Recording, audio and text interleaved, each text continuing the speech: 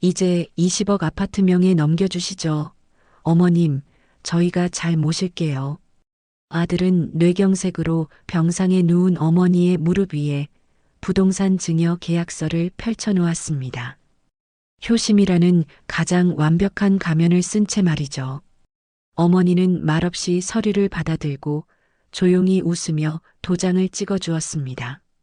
하지만 아들 부부의 환호가 절규로 바뀌는 데는 그리 오랜 시간이 걸리지 않았습니다. 과연 그들이 보지 못한 계약서의 작은 글씨에는 무엇이 적혀 있었을까요? 한 어머니의 통쾌한 복수 이야기 지금 시작합니다. 차가운 병원 복도에 한 남자의 거친 숨소리가 메아리 쳤습니다. 중환자실 앞에 도착한 김진우가 다리가 풀린 듯 벽에 손을 짚고 섰죠. 땀으로 젖은 머리카락이 그의 이마에 어지럽게 달라붙어 있었습니다. 어머니, 어머니, 저 왔어요. 진우가 이성을 잃고 문손잡이를 잡으려던 순간 안에서 나온 간호사가 그의 앞을 막아섰습니다. 보호자분, 지금은 면회 시간이 아닙니다. 들어오시면 안 돼요. 우리 어머니가 지금 저 안에 계시는데 아들인 제가 왜 못 들어갑니까? 비켜요. 진우가 간호사의 어깨를 밀치려 하자 그녀는 한치의 물러섬도 없이 그의 눈을 똑바로 보며 말했습니다. 그 목소리는 차분했지만 무게가 실려 있었습니다. 김진우 보호자님 맞으시죠? 은행 앞에서 쓰러지신 걸 행인이 발견해서 신고해 주셨어요. 다행히 골든타임에 병원으로 오셔서 생명에는 지장이 없으십니다. 하지만 뇌경색의 범위가 넓어 당분간은 절대 안정이 필요해요. 환자분을 위해서라도 진정해 주세요. 간호사는 위로와 정보를 동시에 건네며 말을 이었습니다. 그리고 여기 환자분 소지품입니다. 구급대원분들이 잘 챙겨주셨어요. 간호사가 건넨 것은 박순애가 평소 외출할 때 늘 들고 다니던 낡은 손가방이었습니다. 바로 그때 또각거리는 하이힐 소리가 복도 끝에서부터 들려왔습니다. 흐트러짐 하나 없는 세련된 차림의 이서현이었습니다. 그녀는 진우의 손에 들린 가방을 힐끗 본 뒤 간호사에게 다가갔습니다.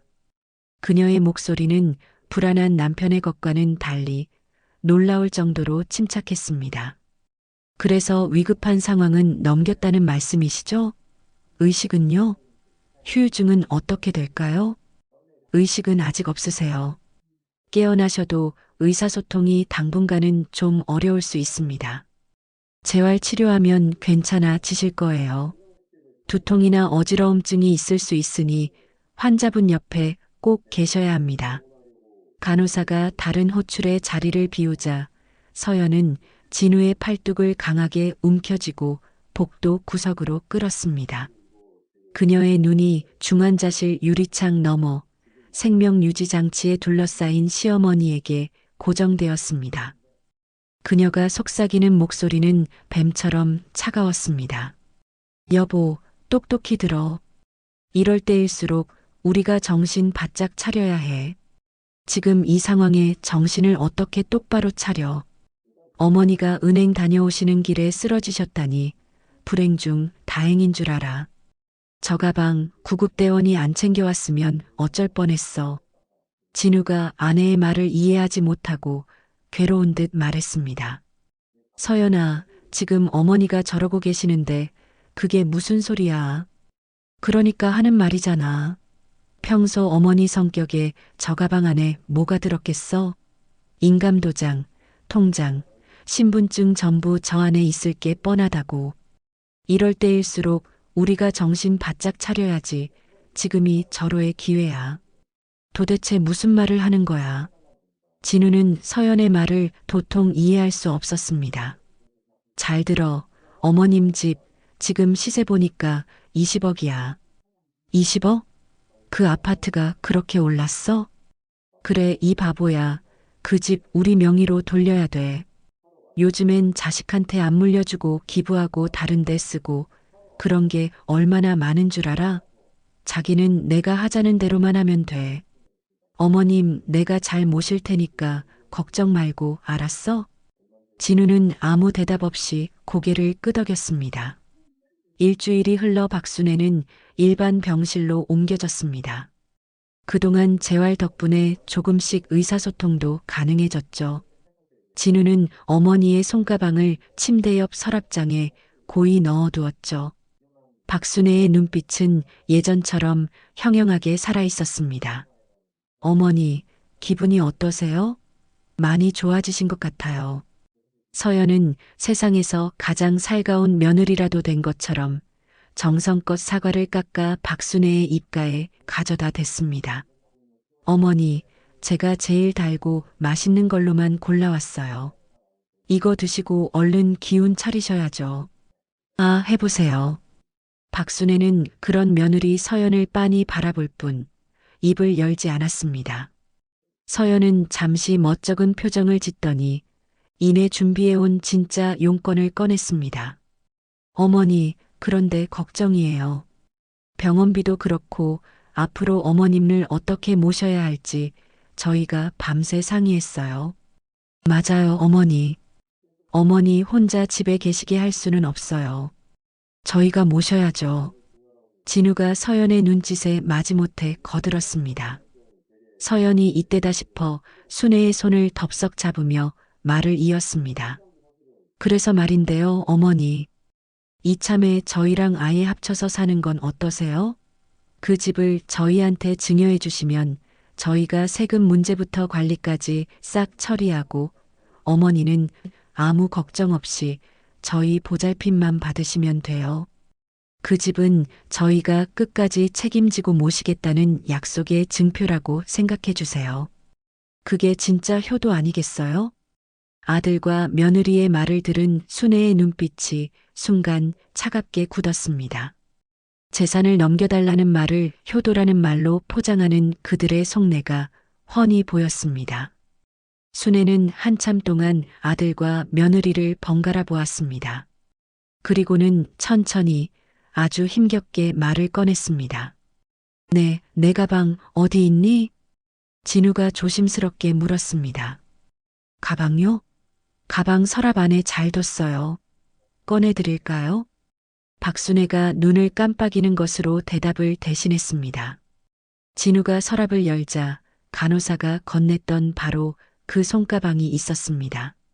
진우가 주저하며 가방을 열어 붉은색 인감도장 케이스를 꺼내는 순간 서연이 잽싸게 그것을 가로챘습니다. 그녀는 지갑 속 신분증까지 확인하고 나서야 감출 수 없는 희열에 가득 찬 미소를 지었습니다. 어머니, 정말 감사해요. 저희 마음 알아주시는 거죠? 이제 아무 걱정 마세요. 저희가 모든 걸 깔끔하게 처리하고 모시러 올게요. 서연의 목소리는 병실 전체에 경쾌하게 울려 퍼졌습니다. 박순애는 그런 두 사람의 뒷모습을 말없이 지켜보았습니다. 그녀의 눈빛은 더 이상 슬픔이나 원망이 아니었죠. 모든 것을 꿰뚫어 본 자의 차갑고 서늘한 분노가 그 안에 조용히 타오르고 있었습니다. 2주일 동안 입원 생활을 마친 박순애는 마침내 집으로 돌아왔습니다.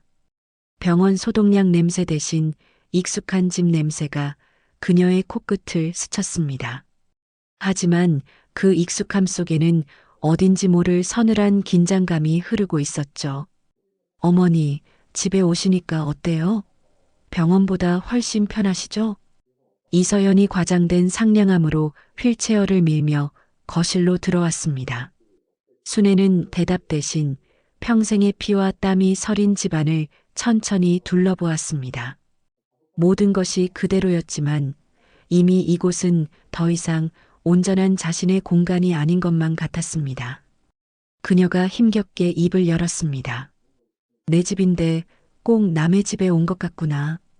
그녀의 목소리는 작았지만 그 안에는 서운함과 체념이 섞여 있었습니다.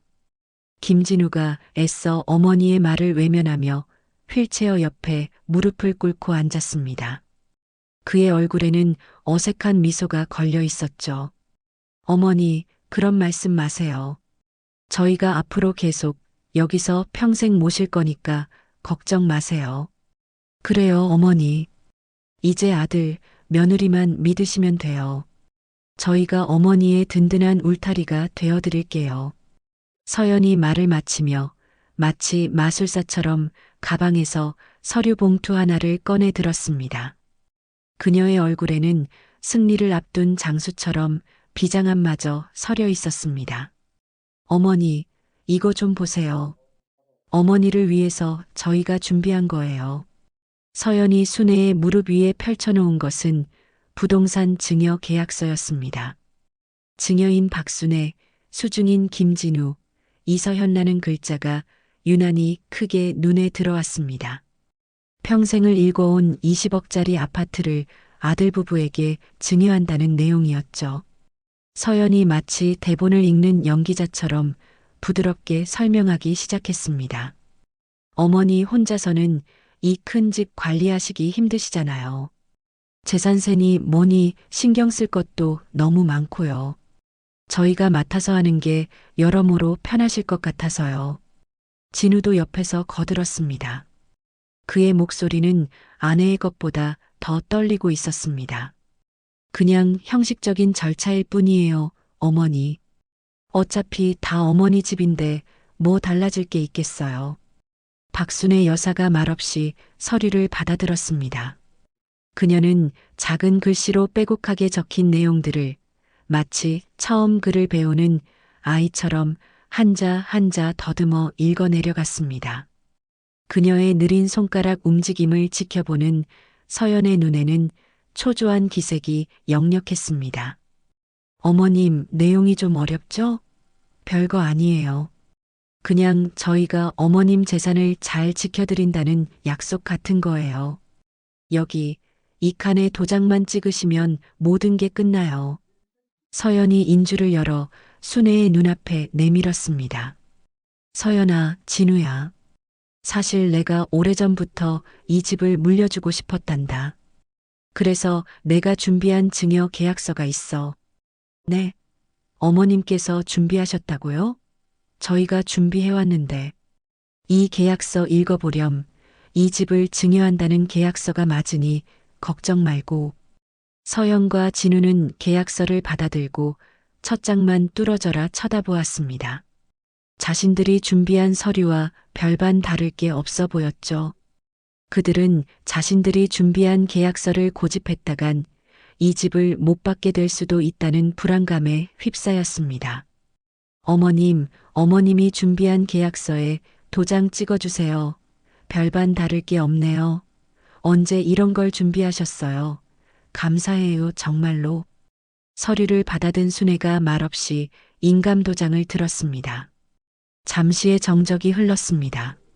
묵직한 도장이 하얀 계약서 위에 쿵하고 찍히는 순간 서연과 진우의 얼굴에 숨길 수 없는 노골적인 기쁨이 화산처럼 터져 나왔습니다. 어머님, 감사해요. 저희가 앞으로 더 잘할게요. 서연이 잉크가 마르기도 전에 계약서를 낚아채듯 챙기며 환하게 웃었습니다. 그때 박순애 여사가 희미한 미소를 지으며 계약서의 아주 작은 글씨 부분을 손가락으로 톡톡 가리켰습니다. 그녀가 힘겹게 말했습니다. 이거는 제대로 봤니? 하지만 진우와 서연은 20억짜리 아파트가 드디어 자신들의 것이 되었다는 황홀경에 빠져 있었습니다. 그들은 순애의 말이 제대로 들리지도 않았죠. 네, 어머니, 뭐라고 하셨어요? 아, 네네. 저희가 다 꼼꼼하게 확인했죠. 진우가 건성으로 대답하며 서연과 눈빛을 주고받았습니다. 서연이 거의 들리지 않는 목소리로 입모양으로만 속삭였습니다. 20억, 우리 거야, 여보. 그날 밤 모두가 잠든 시간이었습니다. 순애는 자신의 방에서 낡은 폴더폰을 꺼내 조심스럽게 어딘가로 전화를 걸었습니다. 민준아. 네, 이모님. 말씀하세요. 그래, 이제 시작해도 되겠다. 다음 날부터 진우와 서연은 마치 기다렸다는 듯이 본격적으로 이사 준비를 시작했습니다. 아니, 이사라기보다는 점령에 가까웠죠. 여보, 이 소파는 너무 촌스럽지 않아? 당장 갖다 버리고 북유럽 스타일로 새로 사자. 저 커튼은 또 뭐야? 누가 요즘 저런 꽃무늬를 써? 그레이 톤으로 싹 바꿔야지. 그들은 순애의 손때 묻은 가구들을 폐기물처럼 취급하며 집안을 헤집었습니다. 일주일 동안 순애의 집은 그녀의 흔적을 지워내고 완전히 다른 공간으로 탈바꿈했습니다. 박순애 여사는 휠체어에 앉아 자신의 평생이 부정당하는 그 모든 과정을 조용히, 아주 조용히 지켜볼 뿐이었습니다. 그렇게 한 달이 흐른 저녁, 완전히 새로 꾸민 거실에서 단란한 가족처럼 저녁 식사를 하고 있을 때였습니다. 현관 초인종이 울렸습니다. 띵동, 어머, 이 시간에 누구야? 서연이 의아해하며 말했습니다. 진우가 인터폰을 확인하며 고개를 갸웃거렸습니다. 그가 현관문을 열자 40대 후반의 단정하고 지적인 인상을 가진 남성이 서 있었습니다. 안녕하세요. 처음 뵙겠습니다. 오민준이라고 합니다. 오민준? 민준이 형? 박순애님 채권자입니다. 채권자라뇨? 그게 대체 무슨 말씀이에요? 김진우가 당황한 기색을 감추지 못하고 현관문을 반쯤 닫으려 했습니다. 마치 저 문을 닫으면 방금 들은 끔찍한 단어가 사라지기라도 할 것처럼 말이죠. 하지만 민주는 진우가 닫으려는 문을 손으로 가볍게 막고 차분하고 명료한 목소리로 말을 이었습니다. 잠깐만요. 박순애 이모님과 저희 어머니, 고 윤혜진 여사 사이의 금전 대차 계약건으로 찾아왔습니다. 상황이 심상치 않음을 직감한 이서연이 거실에서 쏜살같이 달려 나와 진우의 옆에 섰습니다. 금전 대차요? 그게 뭐야 여보? 우리 어머니가 누구한테 돈을 빌렸다는 말입니까? 그 말을 들은 서연의 눈은 잔뜩 날이 선 채 오민준을 위아래로 훑쳤습니다. 오민준은 그 시선을 아무렇지 않게 받아내며 폭탄 같은 한마디를 던졌습니다. 네, 정확히는 원금만 20억 원을 차용하셨습니다. 20억.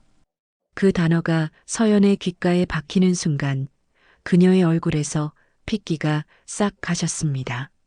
하지만 그녀는 애써 평정심을 가장하며 비웃듯 말했습니다. 20억이요? 아, 재밌는 농담이시네요.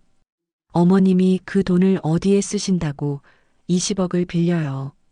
그 순간 오민준의 입가에 처음으로 옅은 미소가 번졌습니다. 그것은 동정이 담긴 그래서 더 잔인한 미소였죠. 그게 사실이 아니면 좋겠지만 20억 빌리신 거 맞습니다. 서류를 보시면 아시게 될 겁니다. 거실에서 말씀드리죠. 오민주는 더 이상 허락을 구하지 않고 거실로 들어섰습니다.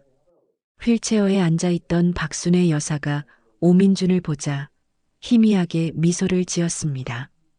이모님 안녕하세요. 오랜만에 뵙습니다. 오민준이 허리를 숙여 정중하게 인사하자 순애가 고개를 작게 끄덕였습니다. 그 모습을 본 서연의 속이 부글부글 끓어올랐습니다. 아니, 저기요. 이게 도대체 무슨 상황인지 똑똑히 설명 좀 해보시라고요. 서연이 참지 못하고 소리치자 오민준이 두꺼운 서류 봉투를 거실 테이블 위에 올려놓았습니다. 그는 서류들을 한 장 한 장 내려놓았습니다. 이것은 2년 전 박순애 이모님과 돌아가신 저희 어머니 윤혜진 여사 사이에 작성된 금전 소비대차 계약서입니다. 쉽게 말씀드리면 저희 어머니께서 20억의 금액을 박순애 이모님께 일정 기간 동안 빌려드리고 갚기로 합의한 내용의 계약서라고 생각하시면 됩니다. 변호사 입회하에 공증까지 모두 완료된 법적으로 완벽한 서류입니다. 진우가 떨리는 손으로 서류를 받아들었습니다. 차용인 박순애, 금액 20억 원정. 모든 것이 사실이었습니다. 서연이 서류를 빼앗아 들며 악을 썼습니다. 아니 어머님, 이 돈을 다 어디에 쓰셨어요? 이걸 어떻게 갚으시려고요? 그리고 이 아파트를 담보로 설정하셨습니다. 오민준의 말에 서연이 잠시 주춤하는 사이 그가 다음 서류를 내밀었습니다. 그리고 이것은 채무 내역서입니다. 현재 김진우 씨와 이서연 씨 두 분께서 상환하셔야 할 총 금액이 적혀 있죠. 총 금액이라니 원금 20억 아니요? 진우의 말이 끝나기도 전에 오민준이 내역서의 한 부분을 손가락으로 짚으며 설명했습니다. 그의 목소리는 병을 진단하는 의사처럼 냉정했습니다. 원금 20억 맞습니다. 하지만 계약서상 이율은 연 20%, 법정 최고 이율입니다. 2년간의 이자가 8억 원입니다. 그리고 변제 기일이 1년 지났으니 그에 대한 연체 이자까지 더해야죠. 그래서 오늘 날짜로 두 분이 갚으셔야 할 총 채무액은 정확히 28억 8천만 원입니다. 이 28억 8천? 서연의 입에서 바람 빠지는 소리가 났습니다. 20억짜리 집을 팔아도 8억 8천만 원이라는 평생 만져보지도 못할 거액의 빚이 남는다는 계산이 그녀의 머릿속을 헤집었습니다. 그녀의 다리가 후들거리기 시작했습니다. 하지만 오민준의 설명은 아직 끝나지 않았습니다. 아, 그리고 이건 저희와는 별개의 문제입니다만 참고하시라고 말씀드립니다. 그가 마치 남의 이야기를 하듯 무심하게 말을 이었습니다. 어제 자로 증여 등기를 마치셨더군요. 축하드립니다. 덕분에 곧 세무서에서 증여세 고지서가 발송될 겁니다. 20억 부동산에 대한 증여세와 취득세를 합치면 대략 5억 원 정도 되겠네요. 그건 나라에 내셔야 하는 빚입니다. 저희가 받아야 할 돈과는 전혀 상관이 없죠. 그 순간 거실의 모든 공기가 사라진 것 같았습니다. 서연의 머릿속에서 모든 조각이 맞춰졌습니다. 20억짜리 아파트는 사라지고 8억 8천만 원의 사채와 5억 원의 세금이 남는다. 총 13억 8천만 원. 아무것도 남지 않은 빈털터리 신세에 순자산 마이너스 13억 8천만 원의 빚더미에 올라앉게 된 것이었습니다. 그것은 죽어서도 갚지 못할 돈이었습니다. 오민주는 마지막으로 작성했던 증여계약서 사본을 테이블 위에 올려놓았습니다. 그가 순애가 손가락으로 가리켰던 바로 그 특약 조항을 짚었습니다. 이 모든 끔찍한 책임은 어제 두 분이 기쁘게 도장을 찍으신 이 특약 조항 해당 부동산에 귀속된 모든 금융 및 법적 책임을 포괄적으로 승계한다는 문장에 따라 이제 온전히 두 분의 몫이 되었습니다. 서연은 그제야 깨달았습니다. 이것은 처음부터 완벽하게 짜인 지옥으로 가는 각본이었음을, 환희에 차서 찍었던 그 도장 하나하나가 모두 지옥의 문을 여는 열쇠였음을. 어머니, 정말이에요? 정말로? 진우가 망연자실한 얼굴로 어머니를 바라보았습니다. 박순애 여사가 처음으로 입가에 미소를 머금었습니다. 내가 이 조항 봤냐고 묻지 않았었니? 말도 안 돼. 뭐 이런 그지 같은. 서연의 입에서 의미를 알 수 없는 괴성이 터져 나왔습니다. 그녀의 눈이 뒤로 휙 뒤집히더니 그대로 정신을 잃고 차가운 대리석 바닥 위로 쓰러졌습니다. 서연아, 여보, 정신 차려. 진우가 아내를 부축하며 어쩔 줄 몰라 하는 사이 박순애 여사는 휠체어에 앉아 그 모든 광경을 무표정하게 지켜보고 있었습니다. 오민주는 테이블 위의 서류들을 차곡차곡 정리하며 마지막 말을 남겼습니다. 자세한 내용은 모두 서류에 있습니다. 검토해 보시고 곧 연락 주시길 바랍니다. 오민준이라는 폭풍이 휩쓸고 간 집안에는 고요한 침묵만이 맴돌았습니다.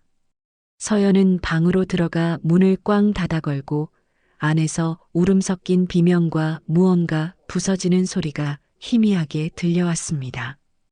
김진우는 마치 영혼이라도 빠져나간 사람처럼 거실 소파에 털썩 주저앉아 머리를 감싸쥐고 있었습니다. 28억 8천, 세금 5억, 말도 안 돼. 이걸 어떻게 갚아? 그의 입에서는 의미 없는 숫자들이 절망적인 신음처럼 새어나왔습니다. 그의 텅 빈 시선은 테이블 위에 흩어진 서류들에 머물렀습니다. 황금알을 낳는 거위처럼 보였던 증여 계약서가 이제는 평생을 발목 잡을 족쇄처럼 보였습니다. 바로 그때 휠체어 바퀴 구르는 소리가 조용히 들려왔습니다. 박순의 여사가 천천히 휠체어를 움직여 아들의 앞으로 다가왔습니다. 그녀가 나지막이 아들의 이름을 불렀습니다. 진우야. 어머니, 도대체 왜 저희한테 한마디 상의도 없이 그런 무서운 빚을 지셨어요? 왜요? 진우의 목소리는 원망과 절망, 그리고 한 가닥의 애원으로 뒤엉켜 떨렸습니다. 순애는 그런 아들을 꾸짖지 않았습니다. 그저 주름진 손을 뻗어 아들의 손을 조용히 잡을 뿐이었습니다. 네가 그 이유를 정말로 알고 싶으냐? 그녀는 휠체어 옆에 달린 작은 보조 가방에서 손때가 묻어 반질반질해진 낡은 사진첩 하나를 꺼냈습니다. 그녀가 사진첩을 진우의 무릎 위에 올려놓으며 말했습니다. 이것부터 보거라. 진우가 홀린 듯 사진첩을 받아들자 오래된 가죽 표지에서 쿰쿰한 세월의 냄새가 풍겨왔습니다. 그가 첫 장을 펼치자 빛바랜 흑백 사진 한 장이 눈에 들어왔습니다. 앳된 얼굴의 젊은 시절 박순애와 그보다 더 앳되어 보이는 낯선 여성이 서로의 팔짱을 꼭 낀 채 세상 가장 행복한 미소를 짓고 있는 사진이었습니다. 어머니, 이분은 누구세요? 혜진이, 윤혜진이다. 내 하나뿐인 동무. 순애의 목소리가 아련한 그리움에 젖어들었습니다. 진우가 사진을 자세히 들여다보았습니다. 사진 속 두 여성의 얼굴에는 고된 노동의 흔적보다 내일에 대한 희망이 더 짙게 배어 있었습니다. 그럼 오민준 씨의 어머니? 그래, 그 아이 엄마다. 순애가 사진첩을 넘기라는 듯 손짓했습니다. 진우가 다음 장을 넘기자 두 사람의 고단했던 청춘이 파노라마처럼 펼쳐졌습니다. 회색빛 공장 작업복을 입고 나란히 서 있는 사진, 단칸방에 마주 앉아 밥 한 그릇을 나눠 먹는 사진, 서로의 어깨에 고단한 머리를 기댄 채 잠든 사진까지. 어머니, 이때가 언제쯤이에요? 1970년대, 우리가 20살을 갓 넘겼을 때였지. 순애가 떨리는 손으로 한 장 한 장 사진을 가리키며 설명했습니다. 혜진이는 나보다 먼저 저 공장에 들어갔다. 내가 야간 학교라도 다니면서 공부하고 싶다고 하니까 제 앞으로 나올 월급을 미리 당겨서 내 학비를 대주었지. 네, 그분이 어머니 학비를요? 진우의 눈이 충격으로 커졌습니다. 그때 한 달 월급이 3,000원도 채 안 될 때였어. 그런데도 제 먹을 것, 입을 것 아껴가며 그 절반을 뚝 떼어내 책값으로. 순애의 눈가에 결국 눈물방울이 맺혔습니다. 진우가 마른 침을 삼키며 사진첩을 계속 넘기자 순애의 결혼식 사진이 나왔습니다. 화려한 신부 옆에서 마치 자기 일처럼 환하게 웃으며 서 있는 혜진의 모습이 보였습니다. 마지막 페이지에는 두 가족이 함께 찍은 단체 사진이 있었습니다. 어린 진우와 그보다 조금 더 커 보이는 어린 민준이 나란히 서서 어색하게 웃고 있었죠. 이 형이 민준이 형이에요? 그래, 어렸을 적엔 너희 둘이 친형제처럼 붙어 다녔지. 시간은 김진우가 태어나기도 전인 1973년의 어느 새벽으로 거슬러 올라갑니다. 공장의 굴뚝 연기가 자욱하게 내려앉은 수도권 외곽 어느 작은 공업 도시였습니다. 가로등 하나 없는 어두운 새벽길 위로 두 소녀의 도랑거리는 목소리와 함께 발걸음 소리가 울려 퍼졌습니다.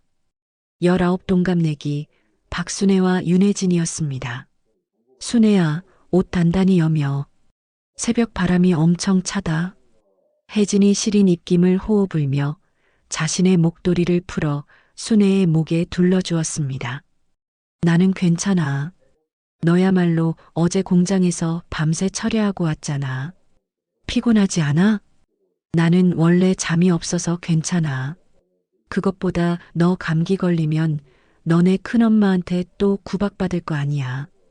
혜진의 말에 부모님을 여의고 친척 집에 얹혀 사는 순애의 어깨가 작게 움츠러들었습니다. 너는 너야말로 어젯밤에 늦게 들어갔다고 아버지한테 또 혼났다며. 이젠 새삼스럽지도 않아. 계집애가 공부는 해서 뭐 하냐는 소리. 이제 귀에 딱지가 앉았어. 혜진이 아무렇지 않은 척 말했지만 그 목소리 끝에는 깊은 체념이 묻어 있었습니다. 두 사람은 이윽고 마을 어귀의 낡은 버스 정류장에 도착했습니다. 이곳에서 혜진은 꿈을 억압하는 공장으로, 순애는 유일한 희망이 있는 학교로 향해야 했습니다. 혜진아, 고마워. 네가 없었으면 난. 됐어. 우리가 남이야? 그런 소리 할 시간에 공부나 더 열심히 해. 혜진이 일부러 순애의 등을 세게 떠밀며 버스에 먼저 올라탔습니다. 그녀는 덜컹거리는 버스 창문으로 고개를 내밀어 멀어지는 순애를 향해 목청껏 소리쳤습니다. 순애야, 시험 잘 보고 저녁에 보자. 알았지? 순애는 그런 혜진의 뒷모습을 보며 자신을 지켜주는 유일한 가족의 모습을 떠올렸습니다. 그날 저녁 순애가 시험지를 보물처럼 품에 안고 혜진의 기숙사를 찾아왔습니다. 혜진아, 나 90점 맞았어. 정말? 와, 우리 순애 장하다. 내가 그럴 줄 알았어. 혜진이 제 일처럼 뛸 듯이 기뻐하며 순애를 와락 끌어안았습니다. 이것 봐. 선생님이 교사의 자질이 보인다고 칭찬도 해주셨어. 교대에 가보라고 하셨는데 학비가 너무 비싸서. 순애의 표정이 이내 어두워졌습니다. 그 순간 혜진이 아침부터 고이 간직해 온 자신의 한 달 월급 절반이 담긴 봉투를 꺼내 순애의 손에 쥐어주었습니다. 이거 보탰어. 혜진아, 이럴 수 없어. 너희 아버지한테 드려야지. 순애가 봉투를 돌려주려 하자 혜진이 순애의 손을 꽉 잡으며 말했습니다. 그 목소리는 전과 달리 단호했습니다. 우리 집은 오빠들이 벌면 돼. 아버지는 내가 버는 돈, 푼돈 취급도 안 하셔. 하지만 너는 달라. 너는 꼭 선생님이 돼야 해. 혜진의 눈이 그 어느 때보다 반짝였습니다. 네가 선생님이 되면 나처럼 공부 못하게 막는 어른들한테 당당하게 맞설 수 있잖아. 네가 성공해서 이 지긋지긋한 곳을 뜨는 게 내 꿈이야, 순애야. 알겠어? 혜진에게 순애는 그냥 친구가 아니었습니다. 자신의 꺾인 날개를 대신 달고 날아줄 또 다른 자기 자신이었습니다. 순애는 더 이상 돈을 거절할 수 없었습니다. 눈물이 뺨을 타고 흘러내렸습니다. 울지 마, 바보야. 대신 나중에 선생님 되면 약속 하나만 해. 무슨 약속? 내가 나중에 아들을 낳으면 그 아들은 네가 꼭 가르쳐줘야 해. 이름도 벌써 정해놨어. 오민준. 혜진의 엉뚱한 말에 순애의 입가에 겨우 웃음이 번졌습니다. 아직 결혼도 안 한 애가 벌써 아들 이름까지 지었어? 나는 꼭 아들 낳을 거야. 그리고 그 아들은 대한민국 최고의 선생님인 네가 가르칠 거고. 두 소녀는 서로를 부둥켜 안고 한참을 웃고 또 울었습니다. 그날 밤 혜진은 방에 하나뿐인 두툼한 이불을 순애에게 덮어주고 자신은 얇은 담요를 어깨에 걸친 채 추위에 몸을 웅크리고 잠이 들었습니다. 혜진아, 추우면 이리 와서 같이 덮자. 아니야. 너 감기 걸리면 안 되니까 너가 따뜻하게 자야 해. 고마워, 혜진아. 정말 고마워. 네가 내 언니고 내 가족이야. 나도 고마워, 순애야. 너 보면서 나도 숨 쉬는 거니까. 어둠 속에서 두 소녀의 작은 속삭임이 정겹게 이어졌습니다. 세월이 흘러 1985년 강산도 변한다는 12년의 시간이 지났습니다. 두 소녀의 운명은 그 시간의 흐름 속에서 완전히 다른 방향으로 엇갈려 있었습니다. 박순애는 꿈에 그리던 초등학교 교사가 되어 아이들의 웃음소리가 가득한 교단에서 안정된 삶을 살고 있었고 결혼 후 진우라는 아들도 낳았습니다. 반면 윤혜진은 결혼 후 남편의 연이은 사업 실패로 웃음보다는 한숨이 더 익숙한 고단한 나날을 보내고 있었어요. 어느 날 밤 순애의 집에 전화벨이 요란하게 울렸습니다. 순애야, 나 혜진이야, 미안해. 이 밤중에. 전화기 너머로 들려오는 혜진의 목소리는 금방이라도 부서질 것처럼 가늘게 떨리고 있었습니다. 혜진아, 무슨 일인데 목소리가 그래? 어디 아파? 그게 아니고 순애야, 정말 미안한데 돈 좀 빌릴 수 있을까? 순애는 아무것도 묻지 않고 책상 위 수첩을 펼쳤습니다. 얼마나 필요한데? 걱정 말고 말해봐. 200만 원만. 우리 민준이 수술비가 모자라서 금방 갚을게. 정말이야. 알았어. 내일 내가 바로 가지고 갈 테니 아무 걱정 말고 민준이 옆에 꼭 붙어 있어. 순애는 단 한순간의 망설임도 없이 대답했습니다. 다음 날 순애가 찾아간 혜진의 집은 한낮인데도 불을 끈 것처럼 어둡고 스산했습니다. 문을 열고 나온 혜진의 얼굴은 며칠은 굶은 사람처럼 초췌했죠. 순애야, 몸은 괜찮아? 이거 받아. 순애가 두툼한 봉투를 건네자 혜진의 눈에서 끝내 참았던 눈물이 왈칵 쏟아졌습니다. 고마워, 순애야. 정말 고마워. 이 은혜를 내가 어떻게 다 갚지. 갚을 생각은 하지도 마. 옛날에 네가 내 학비 대줄 때 나한테 갚으라고 한 적 있어? 순애가 혜진의 거칠어진 손을 따뜻하게 잡아주었습니다. 하지만 그것은 불행의 시작일 뿐이었습니다. 혜진의 남편이 또다시 사업에 실패했고 빚은 눈덩이처럼 불어났습니다. 결국 혜진이 순애의 집을 찾아와 거실 바닥에 털썩 무릎을 꿇고 말았습니다. 일어나, 혜진아. 이게 무슨 짓이야? 순애야, 500만 원. 이번 한 번만 더 빌려주면 정말 다 해결돼. 내 목숨을 걸고 약속할게. 제발. 알았어. 알았으니까 어서 일어나.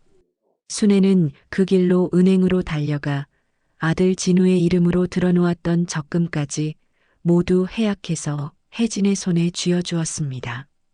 그러나 운명은 너무나도 가혹했습니다.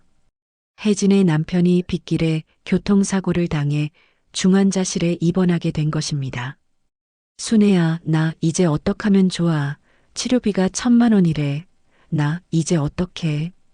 혜진은 병원 복도 차가운 벽에 기댄 채 어린아이처럼 목 놓아 울었습니다.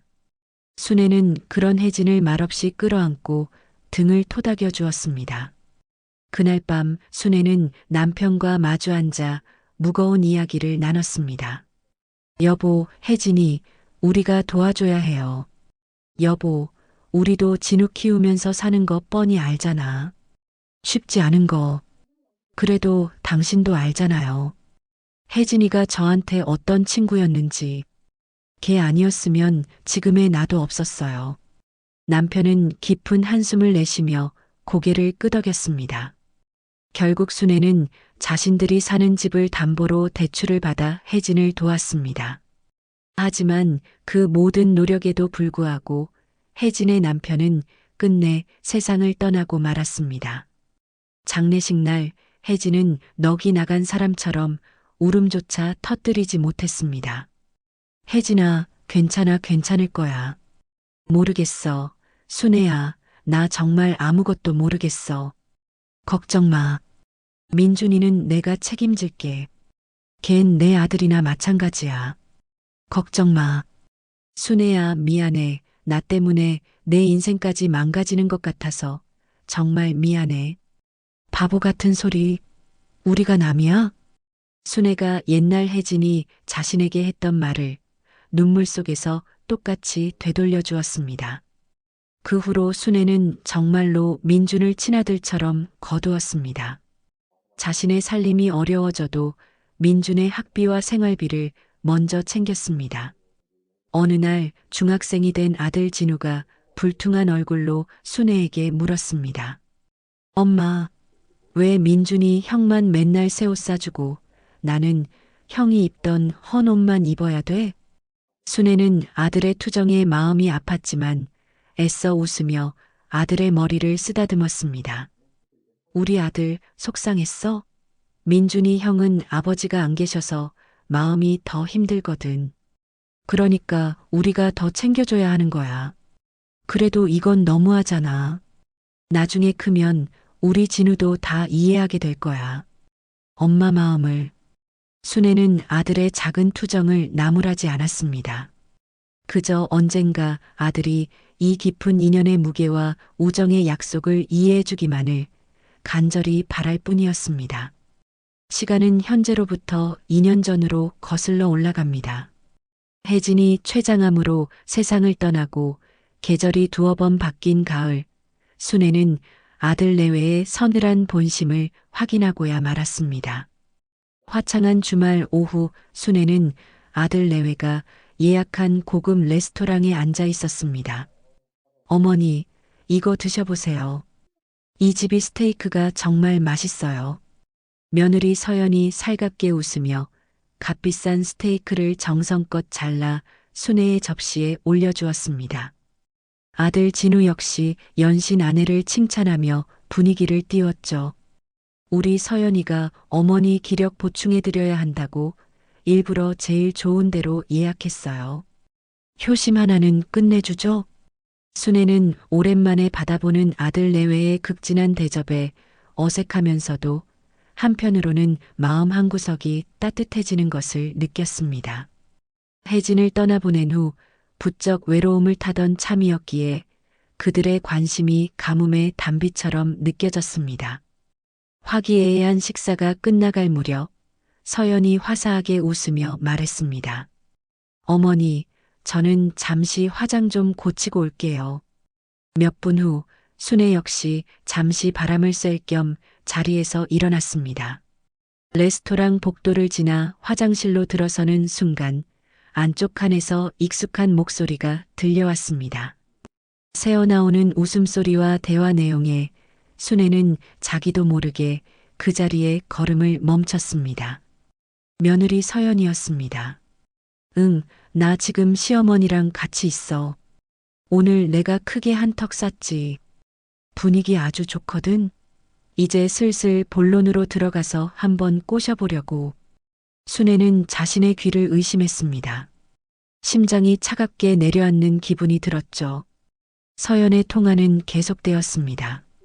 먹힐 것 같냐고? 먹히게 만들어야지. 일단 요즘 세상이 얼마나 험악한데 혼자 계시면 위험하다. 나이 드시면 판 달려 흐려져서 사기당하기 딱 좋다, 이런 레퍼토리로 쫙 운을 띄우는 거야. 그래도 안 넘어오시면 최후의 수단으로 치매 얘기까지 꺼내야지.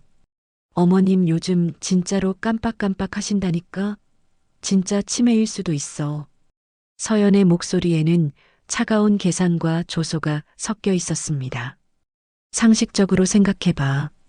자기 아들 며느리가 그렇게까지 걱정해 주는데 별 수 있겠어? 결국엔 아들한테 홀랑 넘겨주게 되어 있다고. 그 집이 지금 20억인데 이 기회를 어떻게 놓쳐? 순애는 차갑고 단단한 대리석 세면대를 붙잡지 않고는 서 있을 수가 없었습니다. 방금 전까지 자신을 향해 웃던 며느리의 상냥한 얼굴 위로 돈에 굶주린 탐욕스러운 괴물의 얼굴이 겹쳐 보였습니다. 순애는 서연이 칸에서 나오기 전 소리 없이 화장실을 빠져나왔습니다. 자리에 돌아와 앉자 잠시 후 서연이 아무것도 모른다는 얼굴로 환하게 웃으며 다가왔습니다.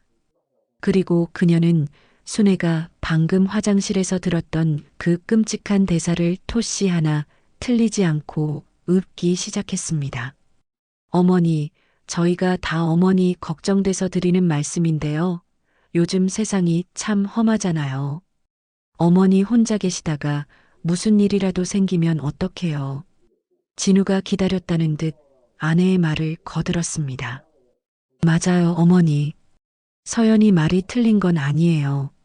나이 드시면 판단력도 흐려지시고 나쁜 사람들한테 사기당하기도 쉽고요. 저희가 곁에서 지켜드려야죠. 순애는 눈앞에서 완벽한 연극을 펼치고 있는 아들 내외를 말없이 바라보았습니다. 모든 것을 알게 된 지금 그들의 위선적인 효심이 역겨워 속이 울렁거렸습니다.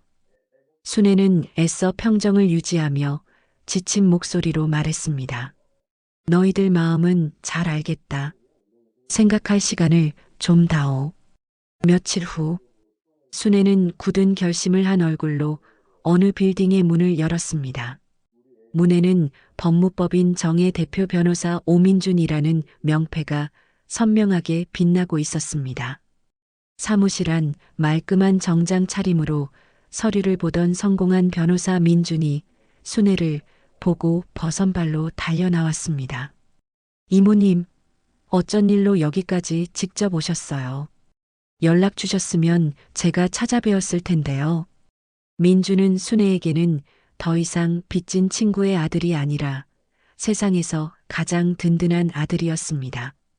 순애는 그런 민준의 손을 잡고 평생의 회한이 담긴 목소리로 말했습니다. 민준아, 내가 내 아들 며느리의 탐욕을 내 두 귀로 똑똑히 확인하고 말았다.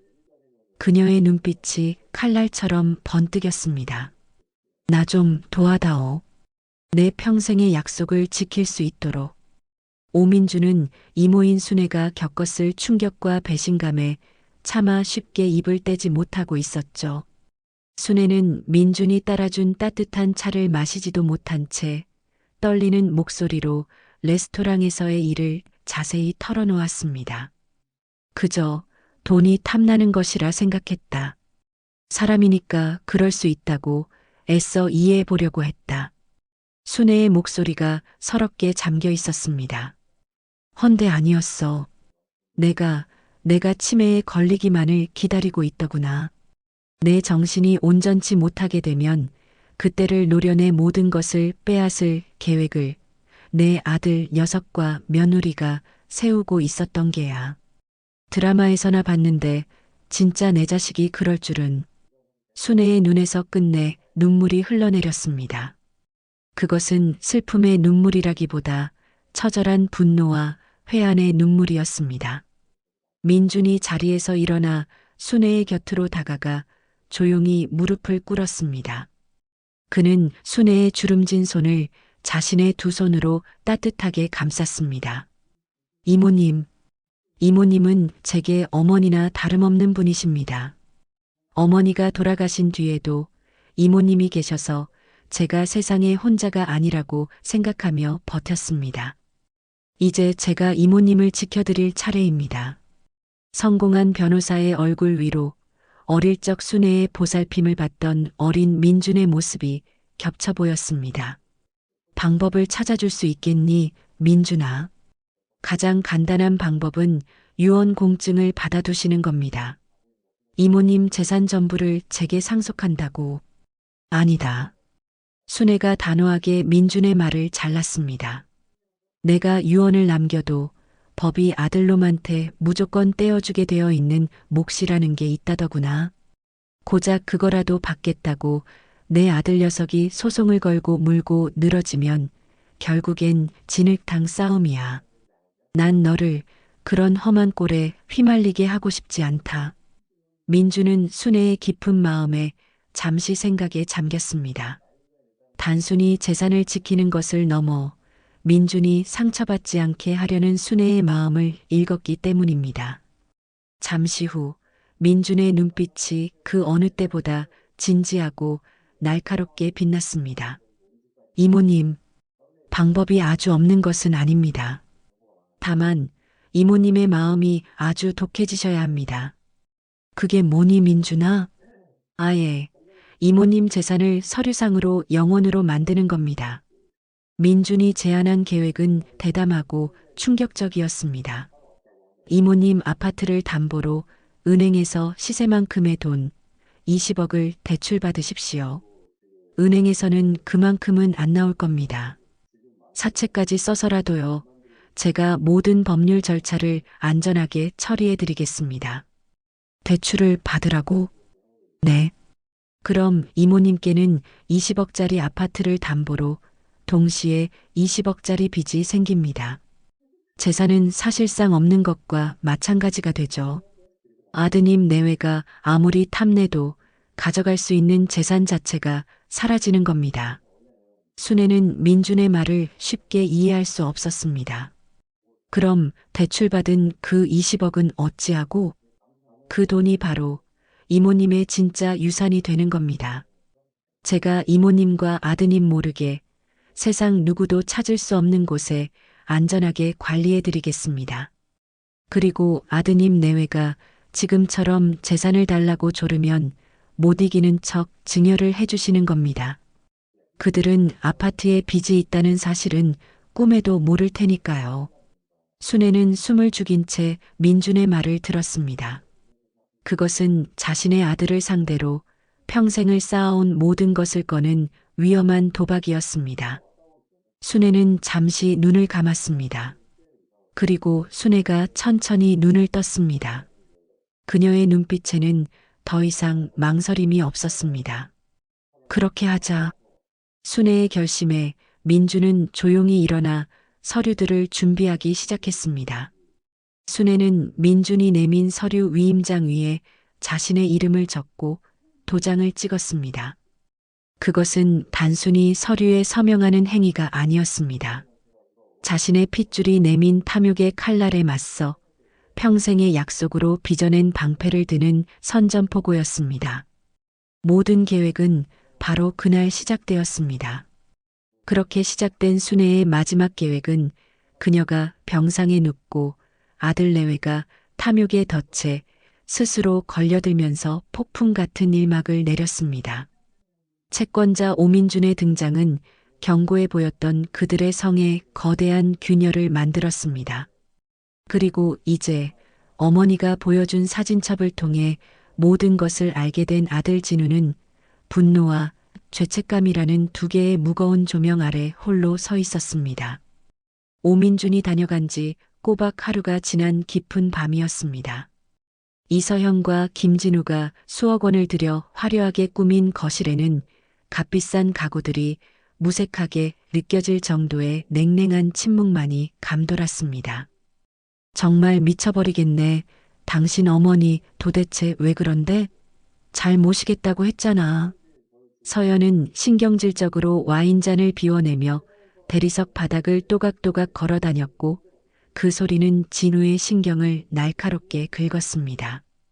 진우는 소파에 미동도 없이 앉아 있었습니다. 그의 앞 테이블에는 지난밤 잠든 아내 몰래 밤새도록 펼쳐보고 또 보았던 낡은 사진첩이 마치 모든 비극의 원흉처럼 놓여 있었죠. 얼음장 같던 침묵을 깬 것은 서연이었습니다.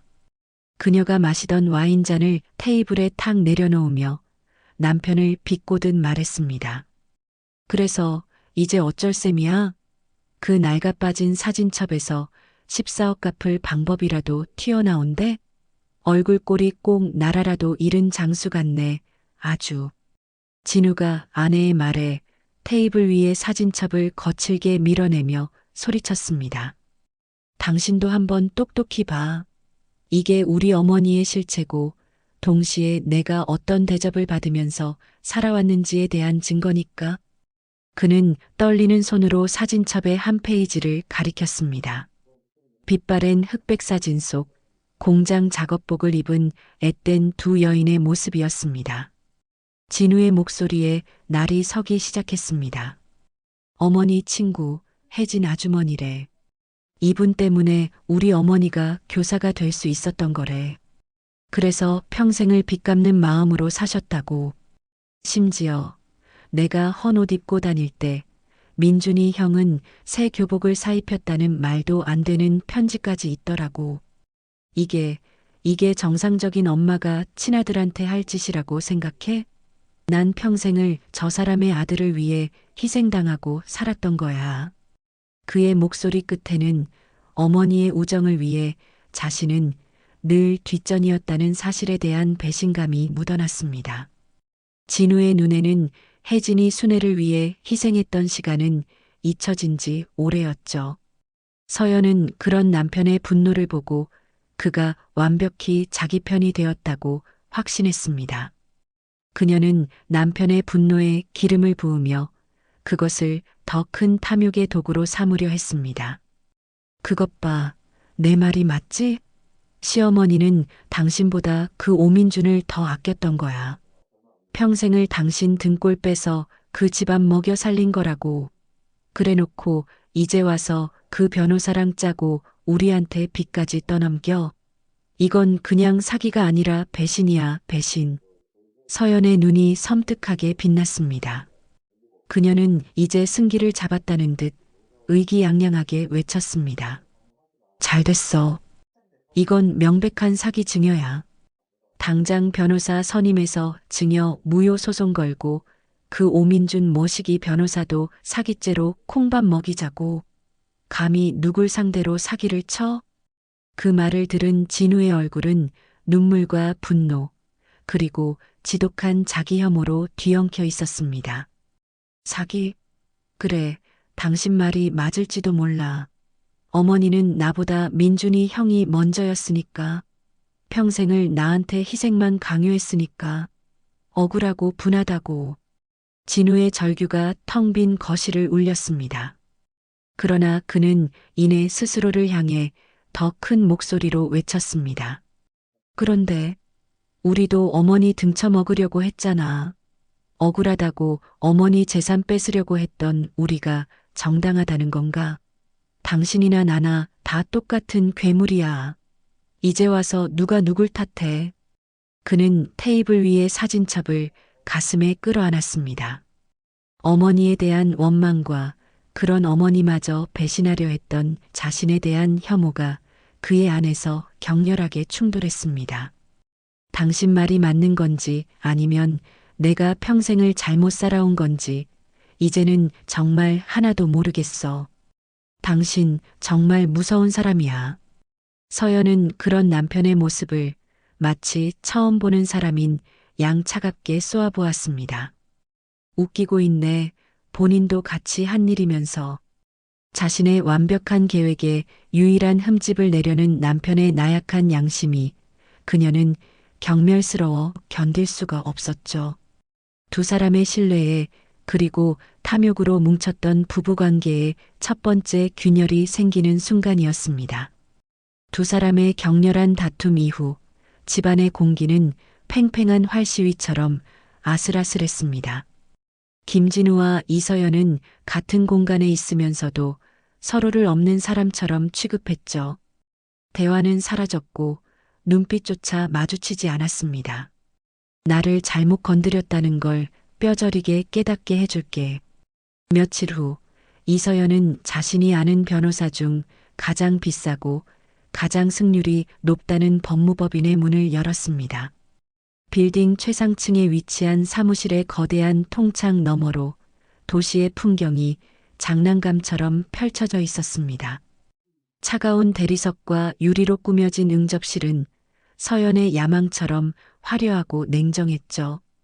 그녀는 값비싼 명품 핸드백을 무릎 위에 올려놓고 맞은편에 앉은 김 변호사를 향해 금방이라도 눈물을 쏟을 듯한 얼굴을 하고 있었습니다. 변호사님, 어디서부터 말씀을 드려야 할지 저희 부부에게 정말 끔찍한 일이 생겼어요.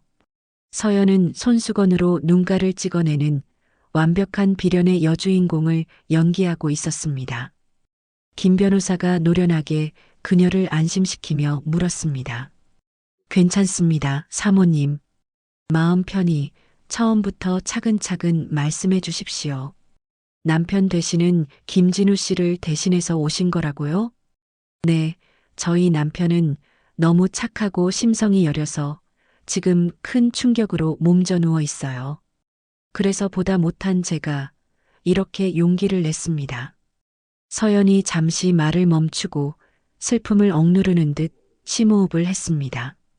저희 시어머니는 평생을 교직에만 계셨던 아주 순수하고 세상 물정 모르시는 분이세요.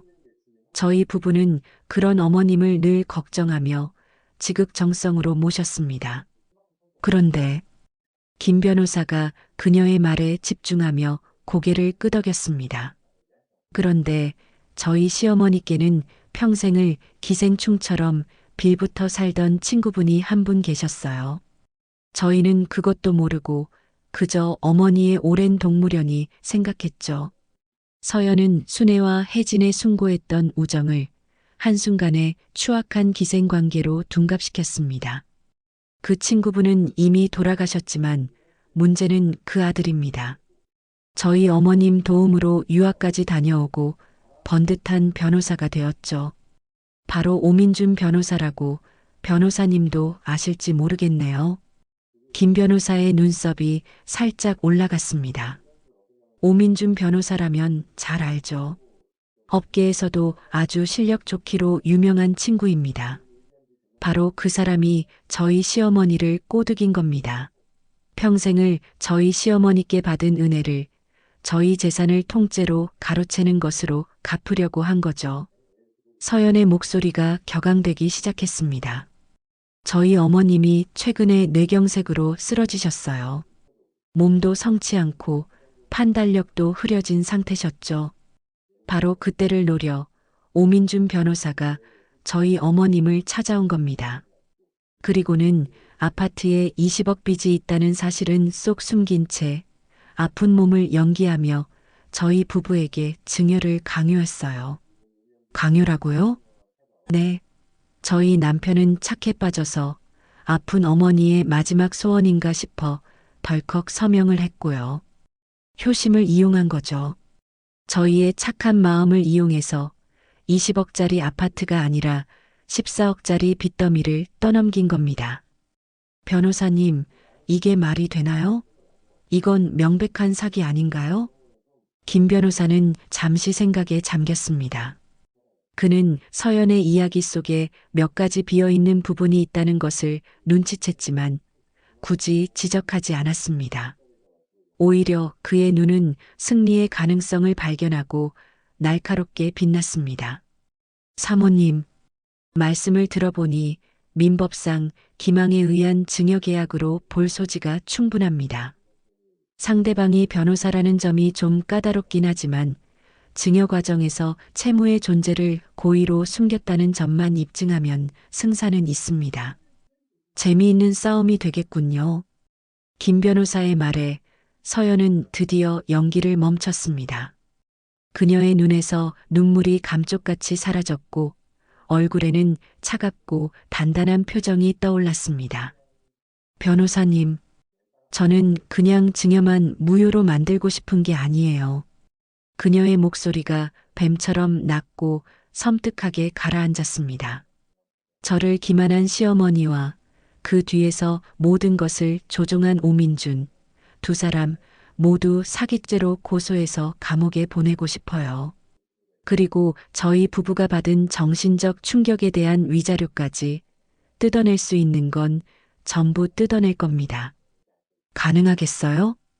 김 변호사는 서연의 잔인함에 잠시 놀랐지만 이내 얇고 차가운 미소를 지었습니다.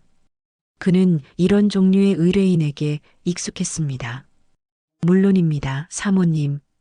소송은 돈과 시간의 싸움입니다. 비용만 충분히 준비된다면 저는 사모님을 위해 지옥이라도 만들어드리는 사람입니다. 비용은 걱정 마세요.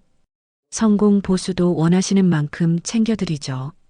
대신 반드시 이겨주세요. 그들이 제 앞에서 무릎 꿇고 비는 모습을 제가 꼭 봐야겠습니다. 서연과 김 변호사는 서로를 마주보며 탐욕으로 가득 찬 미소를 나누었습니다. 그것은 법의 이름을 빌린 또 다른 약탈을 예고하는 잔인한 동맹의 시작이었습니다.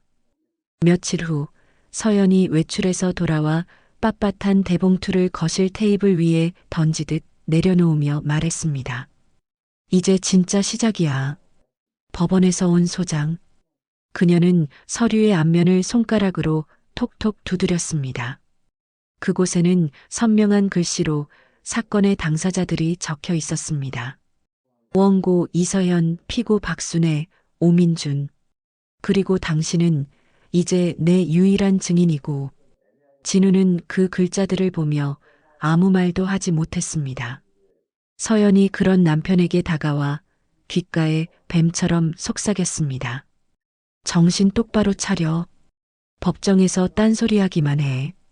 그럼 당신도 어머니랑 오민준이랑 한패였다고 공범으로 엮어버릴 테니까.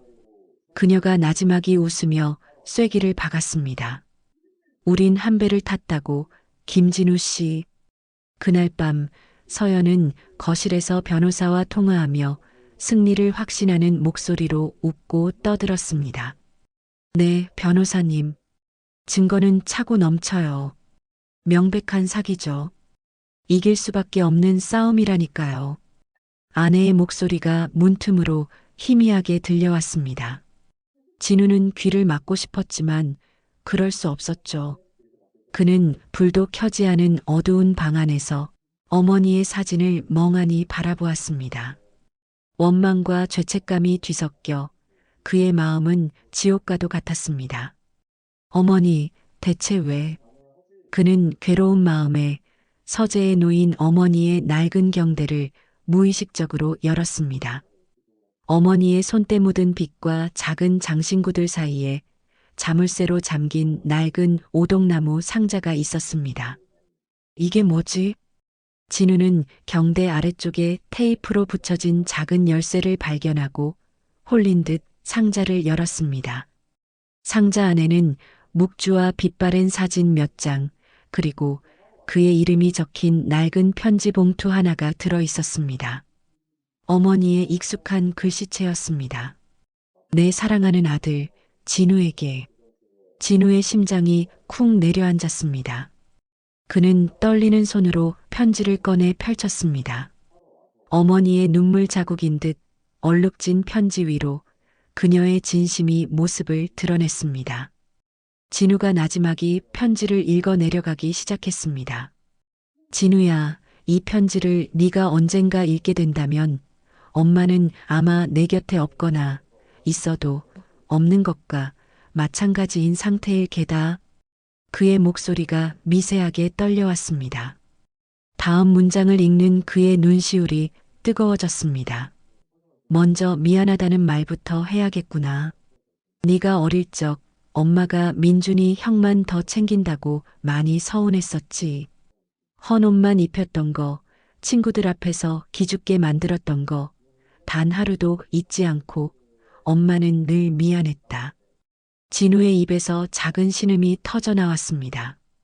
어머니는 모든 것을 알고 있었습니다. 알고 계셨구나. 그는 눈물로 흐려지는 눈으로 필사적으로 닦아냈습니다. 편지는 어머니의 가장 깊은 비밀을 고백하고 있었습니다.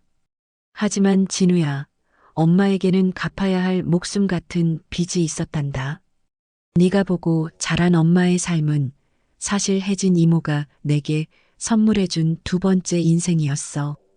그 이모가 아니었다면 세상에 엄마도 그리고 내 아들 너도 없었을 거다. 진우는 그제야 사진첩 속의 희생이 어떤 의미였는지 어렴풋이 깨닫기 시작했습니다. 그는 편지의 다음 구절에서 숨을 멈췄습니다. 엄마는 평생을 내 심장을 반으로 쪼개어 사는 심정으로 살았다. 반은 세상에서 가장 사랑하는 내 아들 너를 위해 뛰었고 나머지 반은 내 목숨을 구해준 친구와의 약속을 위해 뛰었지. 편지는 어머니의 고통스러운 고백을 이어갔습니다. 너를 사랑하는 마음과 그 아이를 지켜야 하는 마음, 어느 하나도 엄마는 포기할 수가 없었다. 진우의 입에서 흐느낌이 새어나왔습니다. 그는 마지막 문단에서 완전히 무너져 내렸습니다. 엄마는 너를 단 한순간도 사랑하지 않은 적이 없단다. 이거 하나는 정말 진심이란다. 진우의 손에서 편지가 힘없이 떨어졌습니다. 어머니를 향했던 모든 분노와 억울함이 거대한 파도처럼 밀려오는 죄책감과 슬픔 앞에 산산이 부서졌습니다. 그는 서재 벽에 등을 기댄 채 그대로 바닥에 주저앉았습니다. 아니야, 아니야. 그는 고개를 저으며 부정했지만 눈물은 멈추지 않았습니다. 그의 입에서 터져나온 것은 짐승의 울음소리와도 같은 처절한 통곡이었습니다. 어머니, 어머니. 어머니가 남겨둔 사랑 앞에서 자신의 탐욕이 얼마나 추악했는지를 깨닫는 고통의 눈물이었습니다. 밖에서 들려오던 아내 서연의 날카로운 웃음소리가 그 울음소리 앞에 아득하게 멀어져 갔습니다. 어둠 속에서 한 남자의 길고 긴 밤이 끝나가고 있었습니다. 그리고 그는 동이 트면 자신이 무엇을 해야 할지 비로소 알게 되었습니다. 한 달 후 모든 운명이 결정될 재판의 날이 밝았습니다. 차가운 대리석으로 된 법정 안은 숨막히는 정적만이 감돌고 있었죠. 원고석에 앉은 이서연은 승리를 확신하는 듯 여유로운 표정이었고 피고석의 휠체어에 앉은 박순애는 그저 담담하게 앞만 보고 있었습니다. 마침내 재판장이 안경을 고쳤으며 재판의 시작을 알렸습니다. 지금부터 판결에 앞서 최종 증인 신문을 시작하겠습니다. 원고 측 증인 김진우 씨 앞으로 나오십시오. 진우가 방청석에서 일어나 무거운 발걸음을 옮겼습니다. 그는 아내와 어머니 그 누구와도 눈을 마주치지 못했습니다. 서연의 변호사인 최 변호사가 자신만만한 목소리로 신문을 시작했습니다. 증인 김진우 씨 힘드시겠지만 사실대로만 말씀해 주십시오. 증인의 어머니 박순애 씨가 20억 원의 빚이 있다는 사실을 숨긴 채 증여 계약서에 서명하도록 유도한 것이 맞지요? 진우는 한참 동안 아무 말도 하지 못했습니다. 법정 안의 모든 시선이 그의 입술에 쏠렸습니다. 증인? 왜 대답이 없으시죠? 어머니가 걱정되십니까? 하지만 진실을 말하는 것이 지금 증인이 할 수 있는 최선의 효도입니다. 최 변호사가 그를 부드럽게 압박했습니다. 진우가 마침내 고개를 들어 재판장을 똑바로 바라보았습니다. 아닙니다. 나지막하지만 단호한 그의 한마디에 법정 안이 술렁였습니다. 서연이 믿을 수 없다는 듯 자리에서 상체를 일으켰습니다. 변호사님 말씀은 모두 사실이 아닙니다. 지금 무슨 말을 하는 겁니까, 증인? 위증은 중죄입니다. 최 변호사가 당황하며 소리쳤습니다. 진우는 아내 서연을 향해 몸을 돌렸습니다. 이 모든 것은 저희의 탐욕에서 시작되었습니다. 여보, 당신 미쳤어? 지금 여기가 어디라고 헛소리를 해? 서연이 경악하며 외쳤지만 진우는 멈추지 않았습니다. 그는 자신의 모든 죄를 고백하기 시작했습니다. 어머니가 쓰러지신 날 제 아내는 제게 말했습니다. 지금이 절호의 기회라고 했습니다. 진우의 목소리가 법정 전체에 울려 퍼졌습니다. 어머니가 은행 다녀오는 길에 쓰러지셨으니 그 가방 안에 인감도장이 있을 거라고, 지금 우리가 정신 바짝 차려야 한다고, 그게 사람의 도리입니까? 그가 울부짖으며 말을 이었습니다. 저희는 어머니의 병상 앞에서 재산을 계산했습니다. 어머니의 진심을 알게 된 후에도 제 아내는 이 모든 것을 사기극으로 몰아 소송을 걸었습니다. 진우가 피고석의 어머니를 향해 무너지듯 몸을 돌렸습니다. 그의 눈에서 뜨거운 눈물이 쏟아졌습니다. 어머니는 저희를 속인 것이 아닙니다. 저희의 탐욕이 어머니를 저 벼랑 끝으로 내몬 것입니다. 어머니는 그저 평생을 지켜온 약속을 저희 같은 자식들로부터 지키고 싶으셨을 뿐입니다. 진우의 처절한 통곡에 법정은 완전히 압도되었습니다. 재판장이 무겁게 입을 열었습니다. 증인의 증언은 이 재판의 향방을 결정하는데 충분하다고 판단됩니다. 재판장이 잠시 숨을 고르고 판결문을 들어 올렸습니다. 이에 재판부는 원고 이서연의 청구를 기각한다. 서연의 입에서 비명 같은 신음이 터져 나왔습니다. 재판장은 그녀를 향해 엄중한 목소리로 말했습니다. 피고 박순애의 행위는 기망이 아닌 자식의 그릇된 욕심으로부터 약속을 지키기 위한 최후의 수단이었음이 인정된다. 증여계약 및 채무승계 또한 모두 유효함을 선고한다. 재판장의 망치가 힘차게 판결봉을 내리쳤습니다. 땅, 땅, 땅.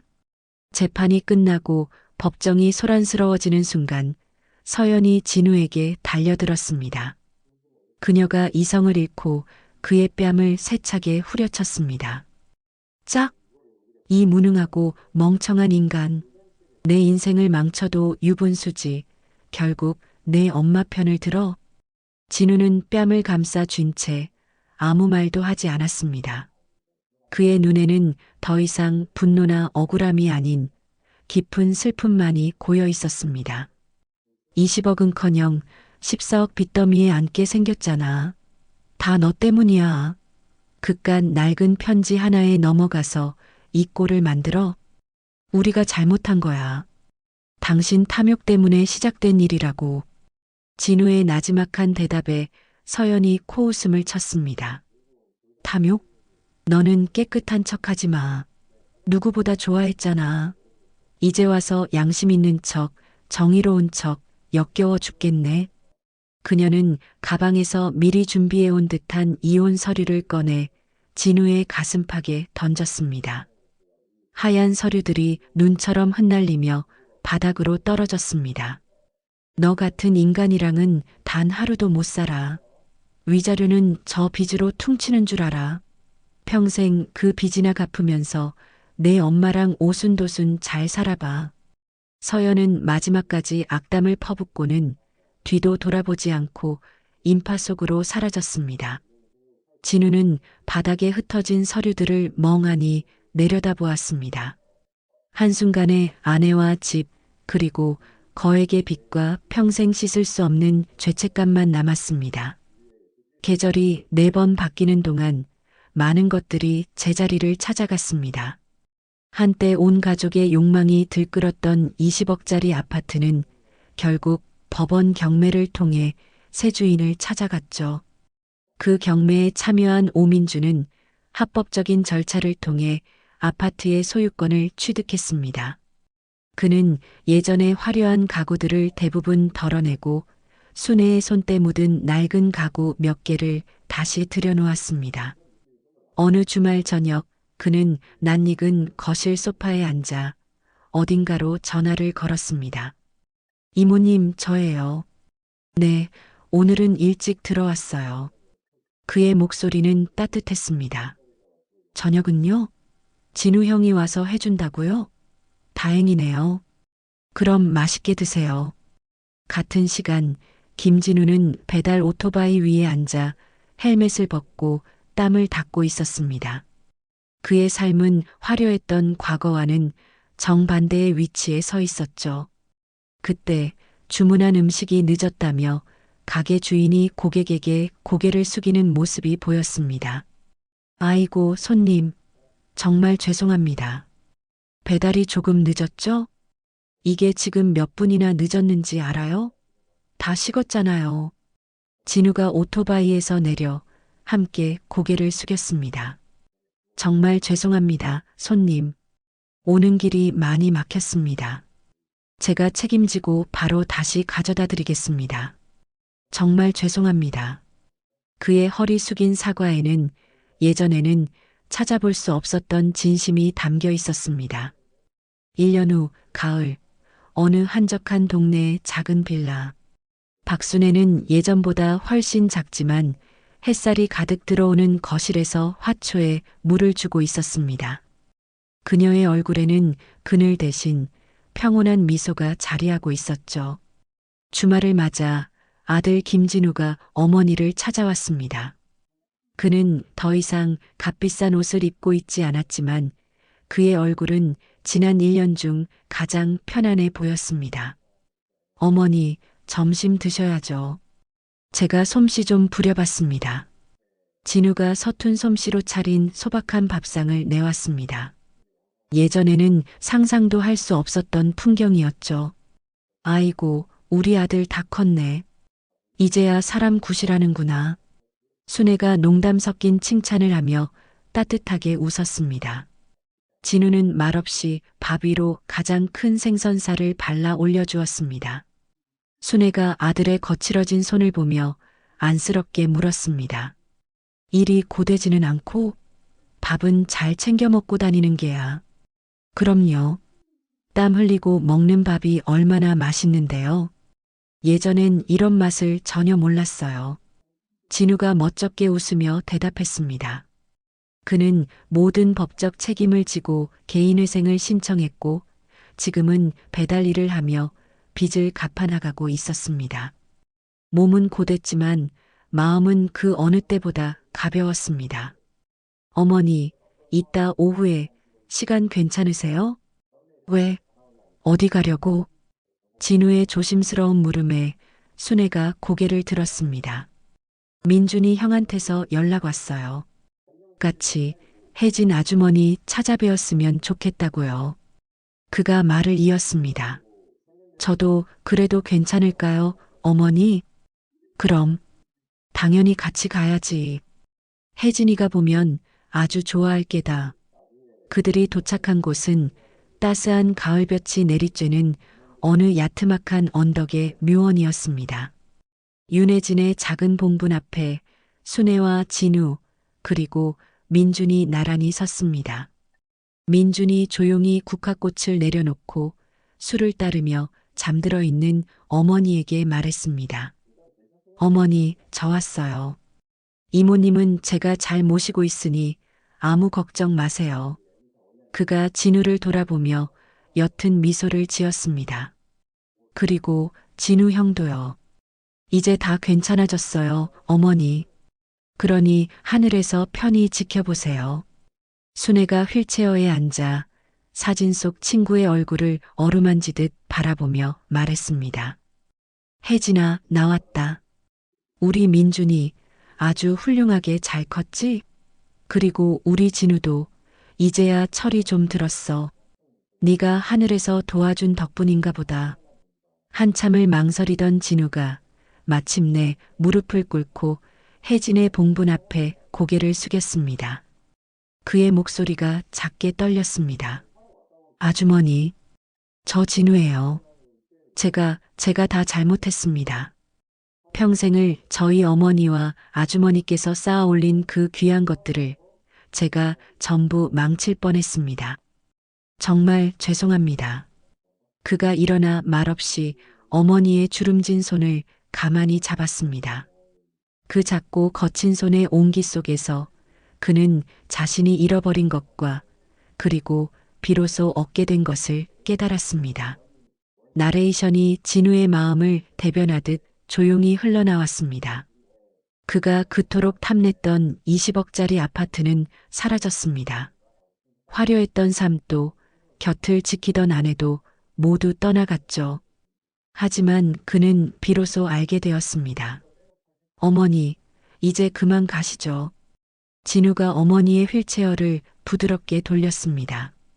순애가 아들의 손등을 따뜻하게 토닥였습니다. 돈이 아닌 사람 사이의 믿음, 재산이 아닌 지켜야 할 약속의 무게, 그것이야말로 어머니가 자신의 모든 것을 걸고 아들인 자신에게 물려주고 싶었던 진정한 유산이라는 것을 말입니다. 오늘 이야기 어떠셨나요? 혹시 끝까지 함께 해주신 분이 계시다면 잘 들었다고 댓글 하나만 남겨주세요. 여러분에게도 따뜻하고 빛나는 날들이 찾아올 거예요. 구독과 좋아요는 다음 이야기를 이어가는 큰 힘이 됩니다. 지금까지 오늘도 사연이었습니다. 더 깊고 따뜻한 이야기로 다시 찾아뵐게요. 편안한 하루 보내세요. 감사합니다.